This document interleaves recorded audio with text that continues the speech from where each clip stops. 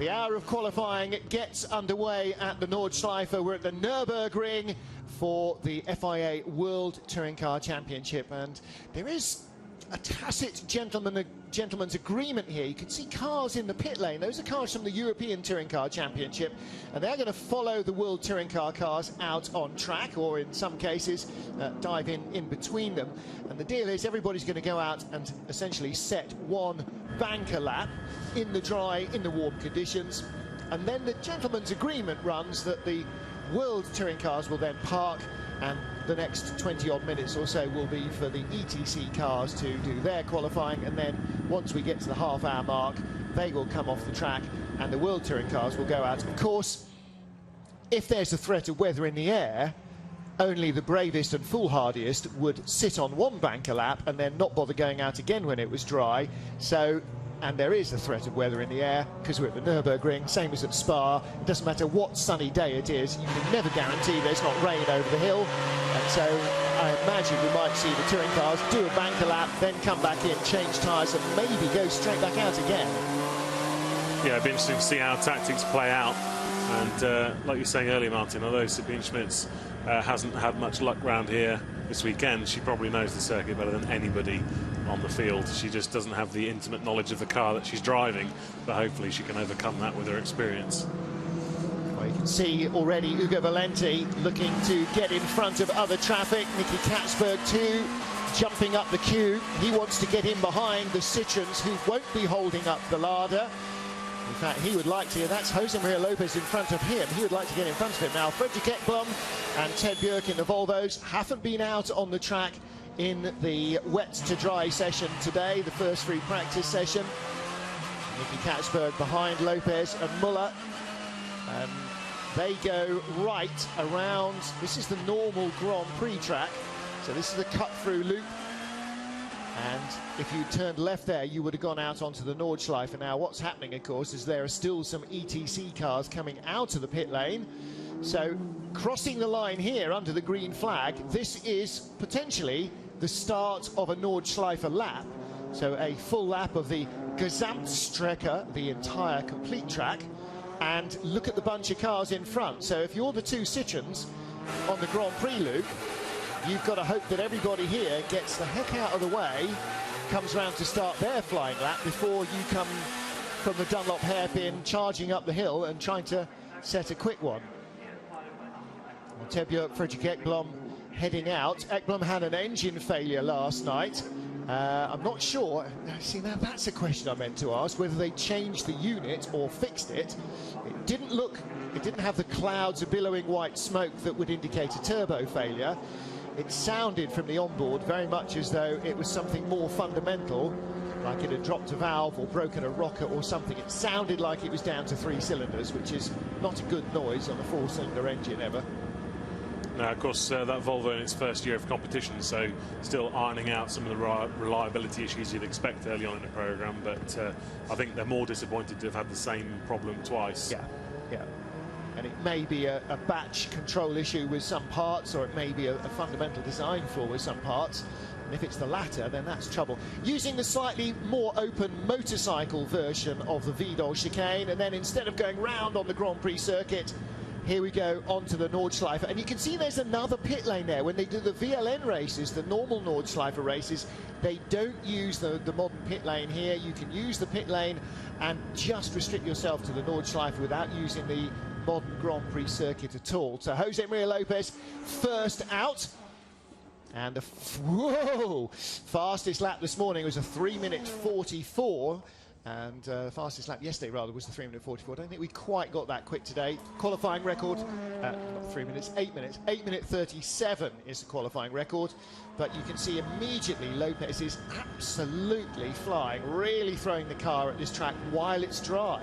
And to give those viewers who aren't that au fait with the Nürburgring a sort of clue as to how qualifying works out, it's the equivalent of these drivers doing sort of 5 laps of a conventional circuit. But of course, each and every corner is different, and the challenges that go with that too. So sweeping out around the Kiddelbacher Höhe, just around the village of Kiddelbach to the driver's right, then coming up to the famous Flugplatz. You can see that little sort of bald patch just over the brow. That's where the wheels touch down again and everything snatches, the transmission grabs down to Arenberg. Identifiable is the only corner on the entire 25.28 kilometres that's got a gravel trap. At least the only part that's not on the modern Grand Prix circuit. Then sweeping down here to the Foxhole Fuchsruhe. This is where Rob Huff crashed yesterday, just at the top of the rise. Here his car went straight on into the barriers, and as you can see, that's about a 150-mile-an-hour corner just before you get on the brakes for the little wriggles that then lead you from Verseifen rather, down towards the dip at Adenau.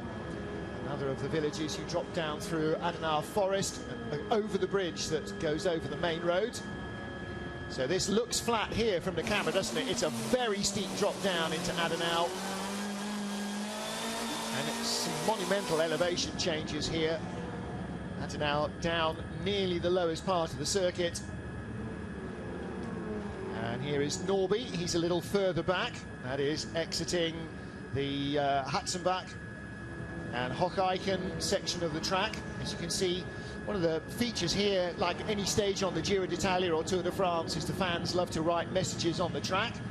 In fact, the World Touring Car drivers were encouraged to do so down on the Dottinger Höhe, the final straight. And the cameras give you a very good view indeed, not only of why this track got the name the Green Hell. There's the bridge at Adenau, and you can see some of the huge campsites around.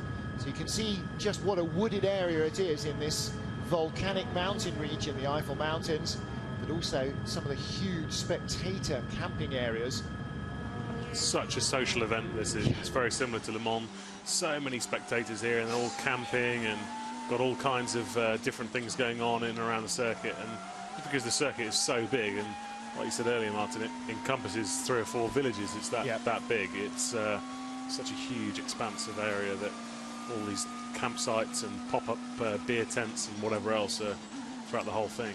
Yeah, the only longer racetrack on the planet is the mountain course on the Isle of Man, and as you'll understand, that's not a car racing circuit. Dear Lord, no. You have to be mad enough to ride it on a motorcycle.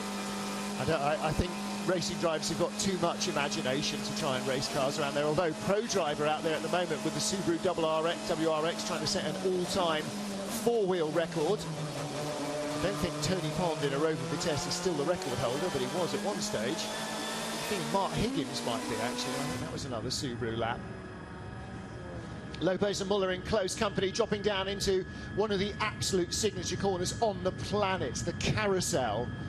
That concrete bowl there, which was laid down in 1925 when the track was built, and it must have been all concrete in those days, I imagine.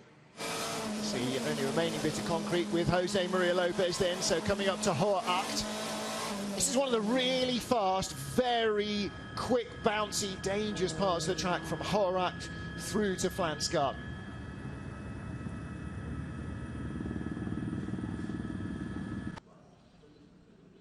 Hugo Valente 10th, Ted Björk 9th, could be the front row of our opening race here.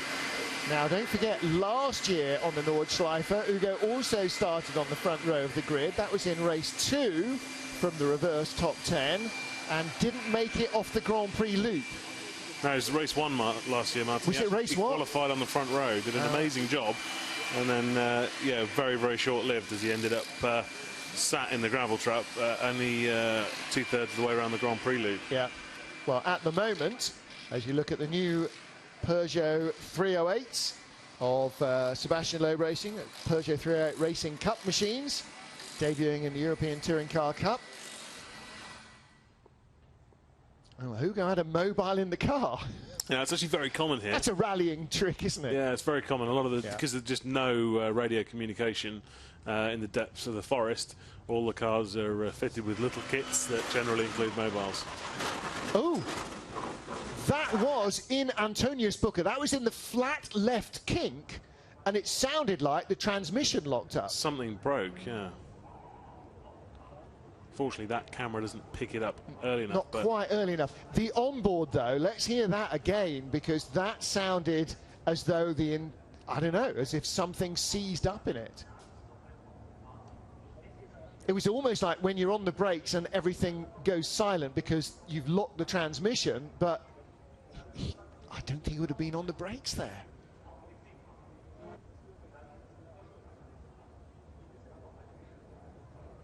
You see the way it's starting to take a weave and then sends him off into the grass.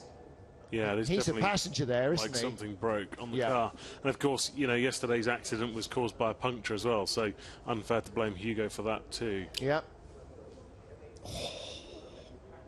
Is there a faster place on the Nordschleife to have a crash? I'm not sure there is. That's tough. Well, Alex is down in the pit lane. What have the Lada team heard on the radio? Let's hear from Victor Shapovalov. Well, a bit of a double-edged sword there, Victor. I mean, negatively, of course, that was quite a horrific crash there for Hugo. But positively, if it stays as it is, he could potentially keep P10. Yeah, we're fighting for P10, this is for sure, but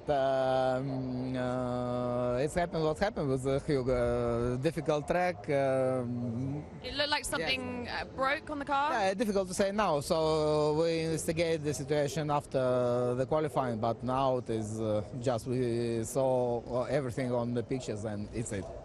The good news is that we did actually just see him on the telephone, so he's obviously okay. Yeah, he's okay, yeah. He is okay, because we also see on TV that he's good, yeah. And then for your other boys, positively, Katzberg, obviously, hopefully he kept his lap just then, P6, and Gabrielli also very quick. Yeah, they continue fighting, so we will see a little bit later the final results. Okay.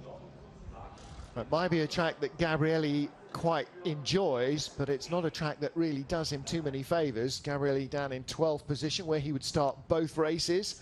Fredrik Ekblom 11th in the Volvo, and as the car will be flatbedded back down the highway next to the track, Ugo Valente, I'm assuming he's on the phone back home. So at the moment in 10th place, and that it's not like you lose the lap because you've had an accident. It was his previous lap that was responsible for that time. So he could end up, as last year, on the front row of the grid for race 1, or the first race here, which will be the opening race. There you can see pictures of him trying to make sure it's in neutral to make it easily towable.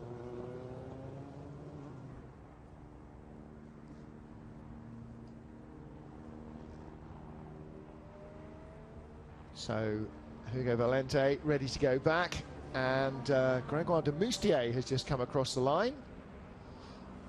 Looks as though he is going to start a flying lap. So de Moustier breaks first. There's under 5 minutes left on the clock, and it looks as though we might just have enough time for everybody to go out for a final flying lap. Almost the entire pit lane has emptied, and we expect them to go around the Grand Prix loop and then start their final flying lap. There you can see the pit apron, almost no World Touring cars there.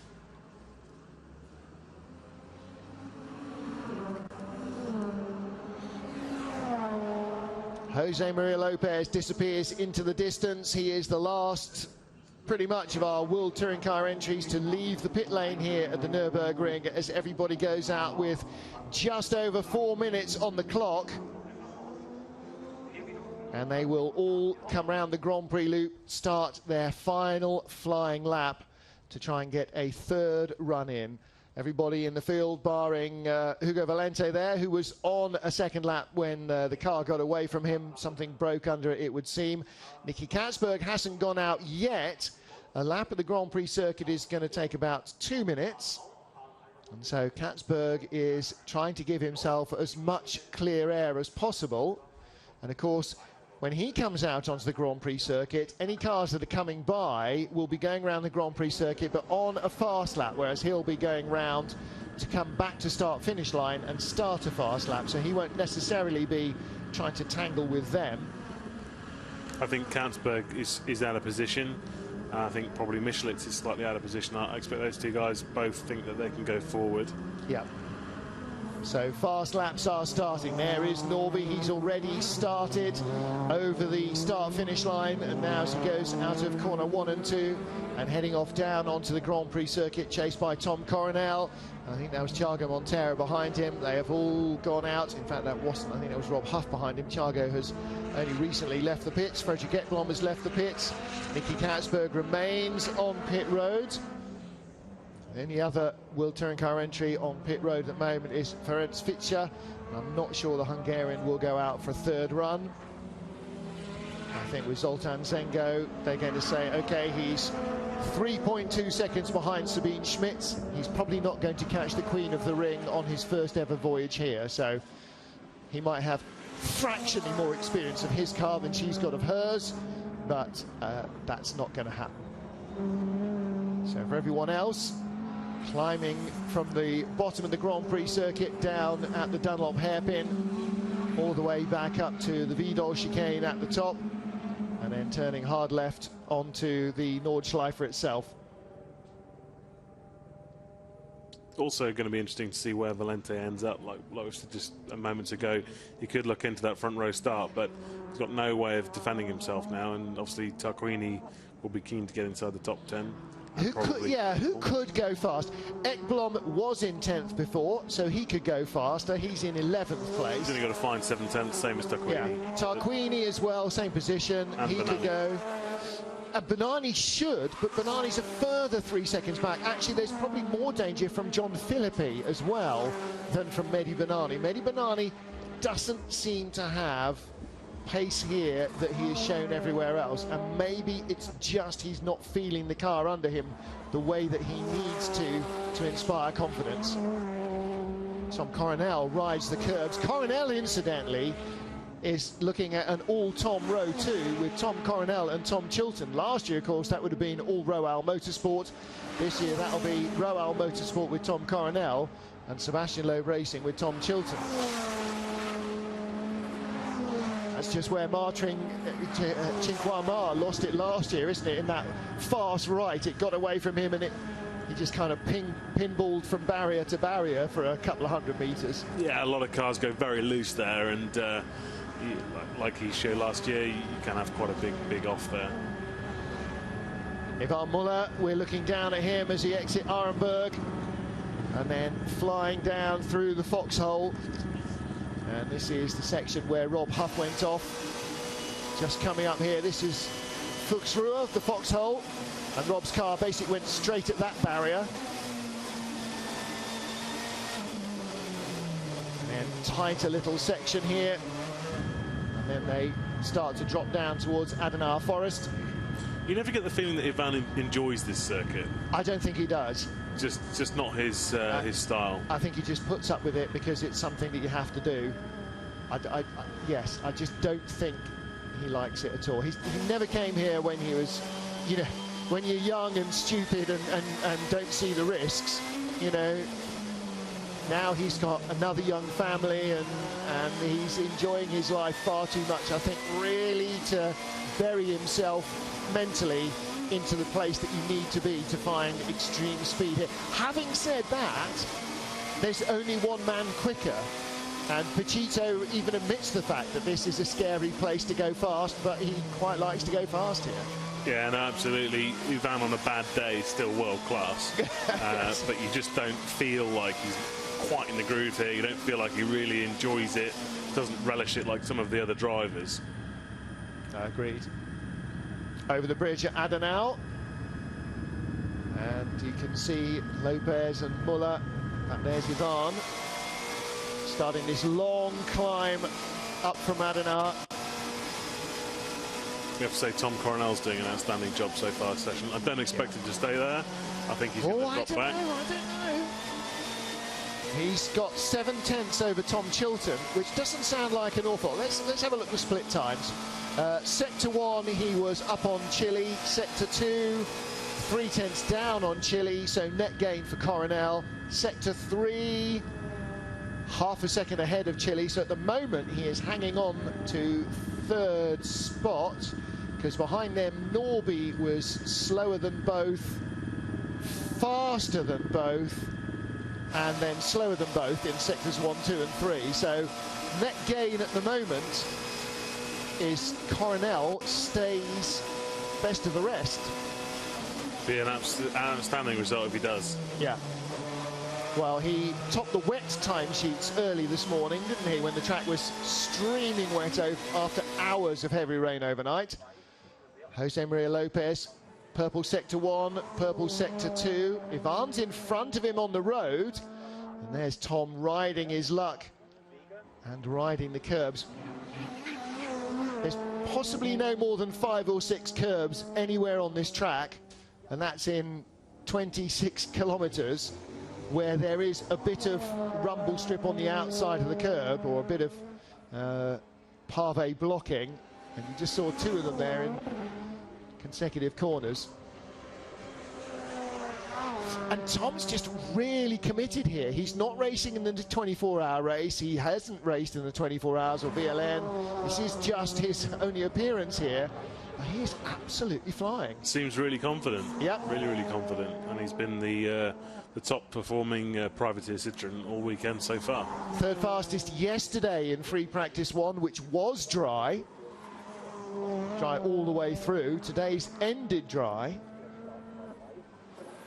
And Lopez just consistently finding half a second, 3/4 of a second in every sector.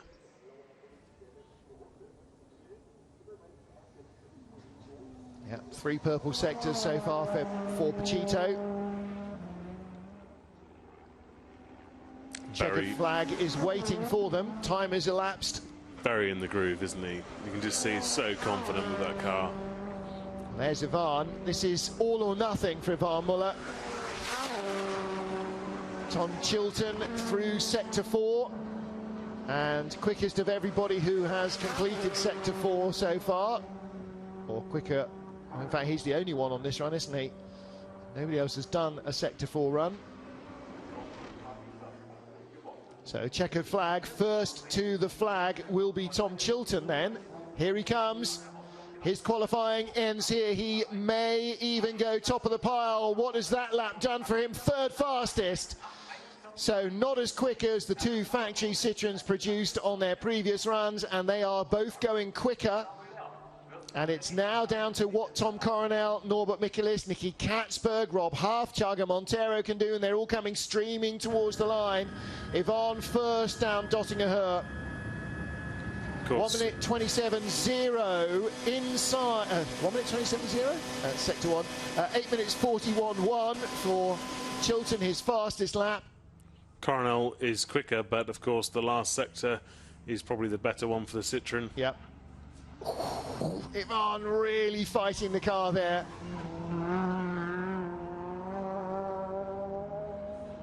And even the mighty Citroen just struggling for a bit of traction there. Comes across the line. He is second. Best of a 10-minute down to an 8-minute 39.1, but that is not enough to beat Lopez. Muller will stay second. Michelis goes third. Coronel goes third. That's an amazing lap. That's a brilliant lap from Tom Coronel. He might have had a good old toe there down the Dottinger Her off Norby. Huff goes ahead in 6th position, doesn't get past Chilton. Katzberg, well, Tarquini and Bernani come across the line. Bernani 8th. Montero down to 9th, Tarquini 10th, Björk 11th. And Björk goes 6th, right in the middle of the pack for both races. Montero will start on the opening race pole at the moment. Sabine Schmitz gets up to 14th, ahead of John Philippi. And it's about Lopez. Where is he? On the Dottinger Her. Purple, purple, purple, purple.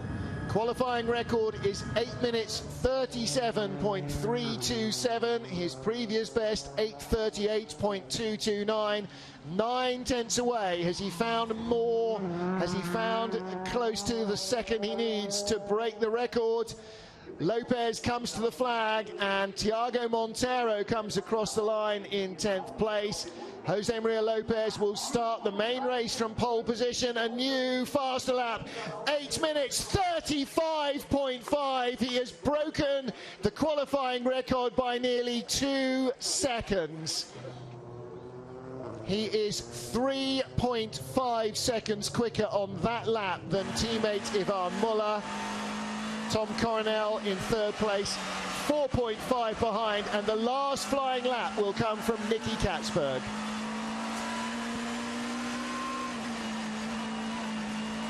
Jose Maria Lopez has just sliced 1.9 seconds out of the qualifying record with a barely credible 8-minute 35.5 lap.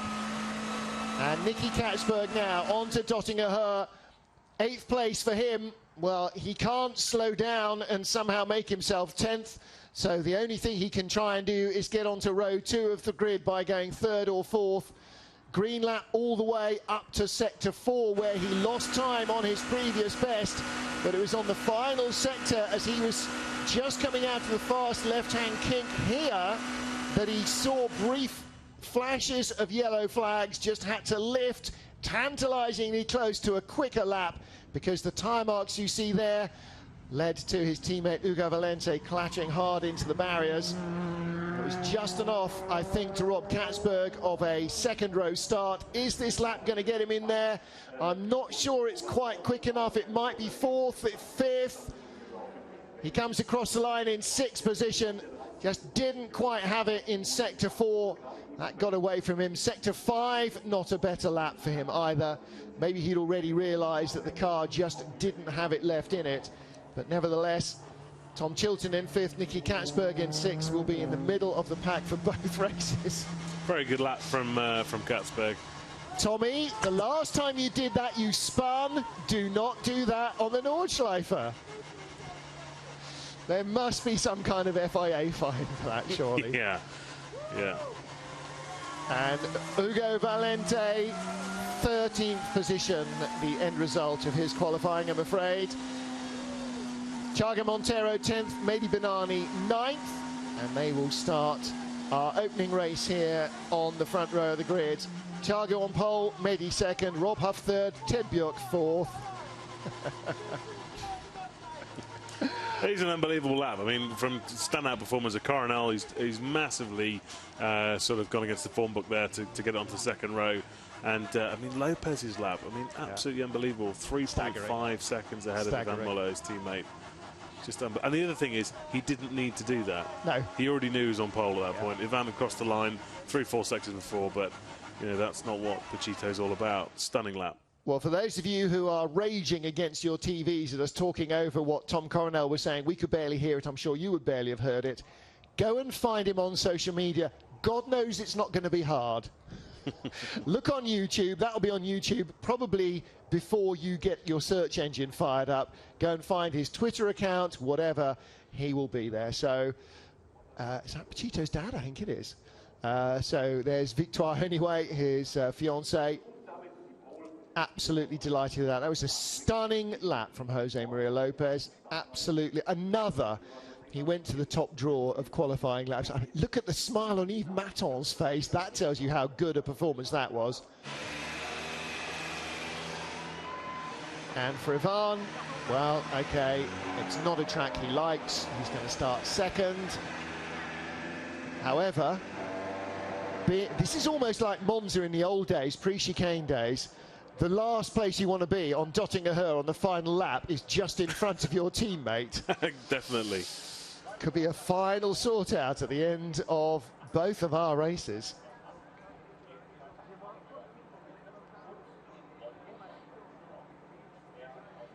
Jose Maria Lopez just taking a moment to unclench his buttocks from the seat material, I imagine, after that lap.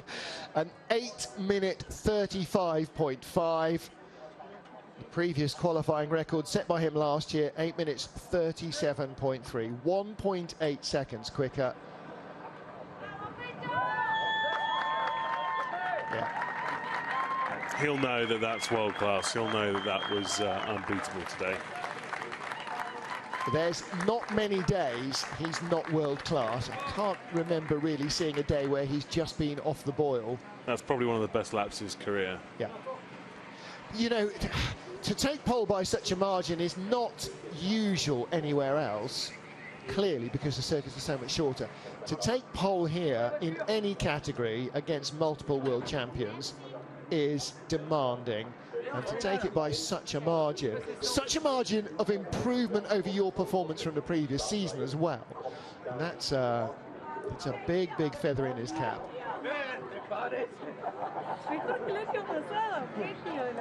You can see how much it means to him. Yeah. That's why it took a while to get out of the car, why he's taking a moment to get his helmet off and talk to Alex Legui. Because this is one of those I've got something in my eye moments, I think, for Jose Maria Lopez. In fact, he's still so amped up on adrenaline, he can't even get his own helmet off. And that, you know, that is part of it.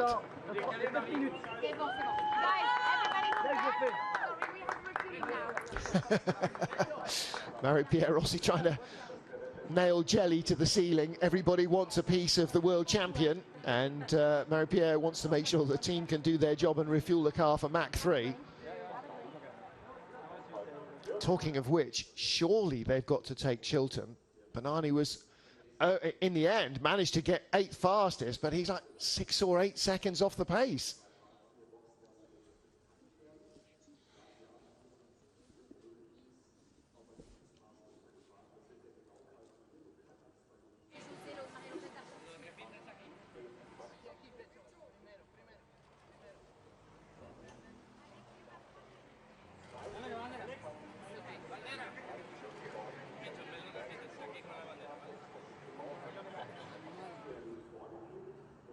Well,